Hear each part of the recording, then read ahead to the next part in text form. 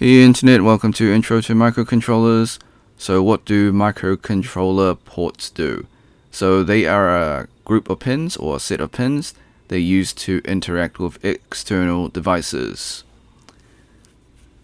So we've got some bullet points on what they do beyond that. So for these bullet points, I'm just going to read the main and explain them briefly. You can pause the video and read them yourself. So we've got the DIO, digital input output. For the input, it reads the signals high and low. So high being 5 volts, low being 0.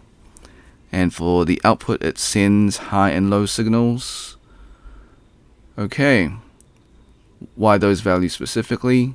I think that's just the standard. I'm sure you could have your own customized inputs for high and low signals. Alright, so analog input. So that's your ADC, analog to digital converter. PWM, pulse width modulation. Communication interface, interrupts, alternate functions. You can pause the video and read these in your own time. We've got DDR, data direction register. We got the port, which is the output register, not to be confused with the microcontroller port, which is a set of pins. And then we've got a pin, again, not to be confused with the microcontroller pin. This is the input register. Okay, so port is the output register, and it writes the high and low values to the output pins, and the input register reads the current state of input pins. So don't get confused with the microcontroller port and microcontroller pins with the terminology here, pin and port. It would be nice if they named it something else. Okay, so in this schematic, we will show you, or I will show you, what the pins are, or what the ports is, and where there are sets of pins.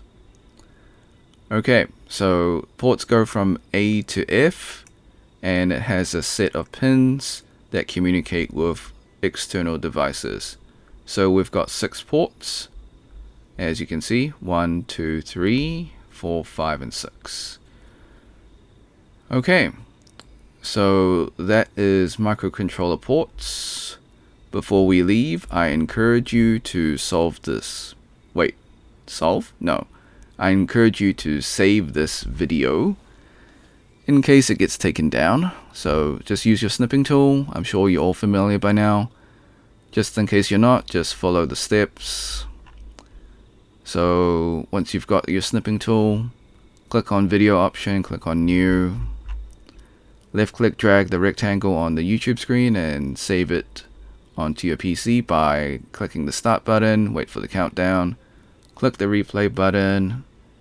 Once the video is finished playing, hit the red square to stop recording and save your video.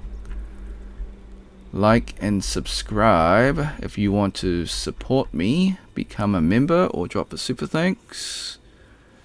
If you got questions or comments, leave it in the comment section. Until next time, see ya.